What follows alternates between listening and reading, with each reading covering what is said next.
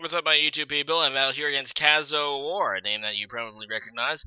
He's a really cool dude, and he's an excellent programmer. In fact, I believe he made the Pokégen and Gen 5, and he's probably, I think he's responsible for the, what is it, the lineless stuff that a lot of YouTubers are doing with Citra, but I'm not. I still use my capture board, which might be on his last limb, but make sure you check him out. He is an amazing YouTuber. Link to his channel in the description.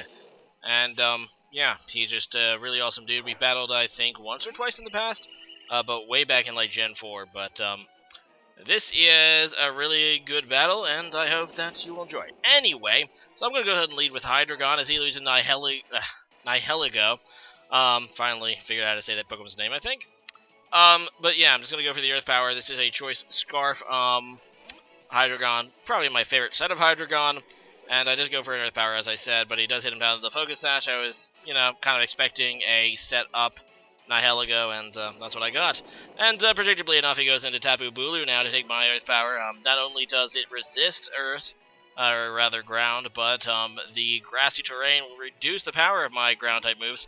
That'll definitely force a switch. So I go into my Scizor. And I'm obviously going to take a Stealth Rocket here, but I'm hoping to hit him with, a Bullet Punch or whatever.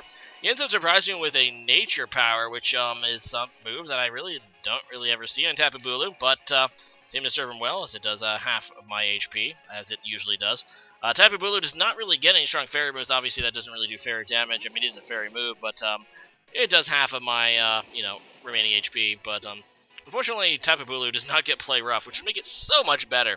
Anyway, just going to U-turn as he goes out into Volcanion, a Pokemon that I'm pretty worried about. A lot of them I see are Scarf themselves, so I decided to go into my Scarf Hydreigon, knowing that I can outspeed if it is.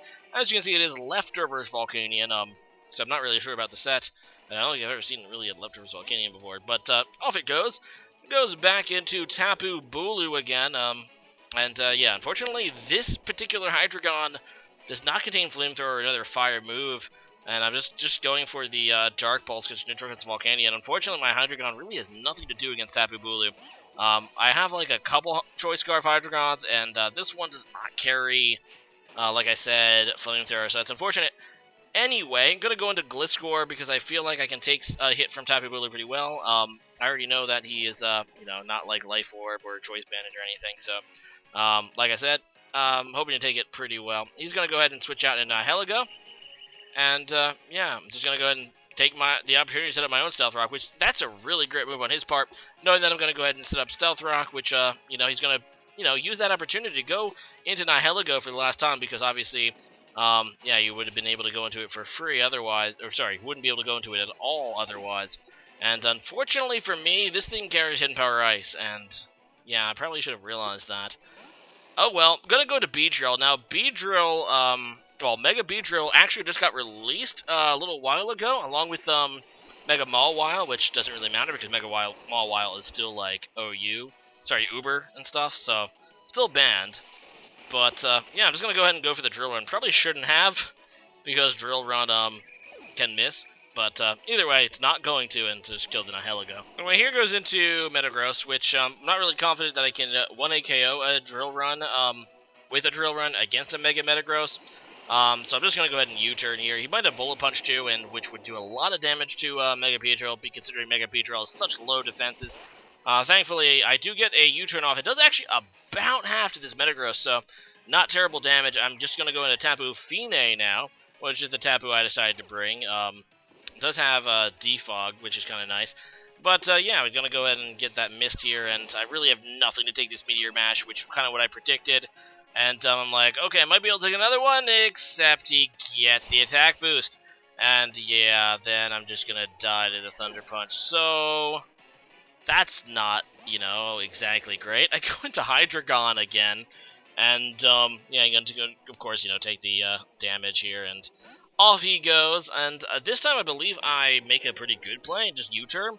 I do carry U-turn on this particular Hydreigon, be able to switch out, and see what he goes into. No, this time I go for a Dark Pulse. I know I go U-turn eventually. Gosh, sorry. Anyway, I do go Dark Pulse, and that's obviously not going to do anything against Tapu Bulu. In fact, I have really nothing to do against Tapu Bulu other than U-turn. So, just going to go right back into Scizor now, and hope that he doesn't have a way to hurt me that much, and He actually predicts that very nicely. He played very well in this match and just goes for a Stone Edge, which is neutral against Scizor. And, yeah, it almost kills me. Keyword almost. Huzzah. And off goes Tapu Bulu again, not wanting to take a Bullet Punch. And he goes out into Metagross. I decide, I believe, to go for a Bullet Punch to try to not over-predict. Unfortunately, I'm not going to be able to 2KO this Metagross, even with a Choice Band. Thankfully, he didn't bring a Tapu Lele, which obviously is part of the reason why Scizor is no longer OU. It's UU so far this generation, because Tapu Lele obviously limits what Scizor does best, and that's priority. Anyway, he's going to go in and go for the Meteor Mash, and that is going to be able to take out my Scizor. Unfortunately, like I said, Bullet Punch is not to a KO, and losing Scizor is kind of a big problem because it was kind of a pretty decent check towards Tapu Bulu. And, yeah, I'm kind of behind this match, and it's not very good. So, I'm just going to go back, and here, this is when I decide to U-turn, right? I have to do it eventually, right? So here, I decide to U-turn, and, against this Tapu Bulu. And, that is going to be able to hopefully put me into a good position. I go into my Raichu, and I'm thinking, okay, this might be my chance to turn this battle around. And, yeah, I'm just going to try to set the electric terrain. This is a Life Orb Raichu. Unfortunately for me, I mean, I already saw, you know, I saw the Nature's Power, so I'm not thinking this is like a standard Tapu Bulu. Unfortunately, it does carry Mega Horn, which, of course, you know, a lot of Tapu Bulus do, but I didn't think he did because I didn't think he was, like, a normal Tapu Bulu. And, yeah, it ended up screwing me over because that really sucks. I'm now down 2-5. And I'm just going to go to Mega Beedrill. He goes into Metagross here, which is nearly dead, and that makes me really think that this thing has Bullet Punch. But he is going to be able to obviously take my Poison Jab, which is X4 effective against his Tapu Bulu. And I'm just going to go for a Drill Run. I figure if he has Bullet Punch and uses it, it's pretty much going to be good game anyway. And, yeah, now he goes into Greninja, and I'm thinking, okay, this is going to be if this is a Scarf, you know, if this is a Scarf, and I expected it to be a Scarf, Ash Greninja. So I'm like, okay, let's go into Hydreigon. Hopefully he doesn't predict this. He ends up going for the Hidden Power, transforming into Fire type. So, at the very least, I got, you know, this prediction right. And it's going to go ahead and be resisted by my Hydreigon. And, yeah, that's not bad for me. Like I said, I still don't know the set. But I think I did see the Life Orb. So he goes into Volcanine again. And just like I said, going to go for a... you know, Dark Pulse, and thankfully he doesn't seem to predict it this time and go into Tapu Bulu, and this is a perfect opportunity for me, because finally I got the right prediction here as he goes into Volcanion, and he can't switch back in due to my Stealth Rocks, letting me just kill it, so there you go. And this time he is going to go ahead and switch into Tapu Bulu. He knows that I'm locked into Dark Pulse, really nothing to do, and at this point I really have to hope that I can sweep with Mega Beedrill. Mega Beedrill obviously being extremely fast and hard-hitting, and then probably one of the most buffed Megas in this generation, with the change that obviously Megas now get their speed instantly instead of, you know, the turn later. So Mega Beedrill really doesn't even have to carry Protect anymore, giving it another move option. One of the major reasons I wanted to give it a try in this particular battle. Anyway, I'm just going to keep going for a Dark Pulse. I really can't afford to switch into Beedrill. Beedrill is my last chance. Although if his Gengar Scarfed, I'm screwed. Obviously I know that Greninja isn't anymore, but if it has, I mean, it does have Protean, so it probably doesn't have, you know, what is it, the Shuriken move, the Water Shuriken, which is priority, but it might, you know, it's conceivable to me that it might, and so I have to hope that if it has Water Shurikens, I'm done, because, you know, Mega Beedrill doesn't have any defenses whatsoever.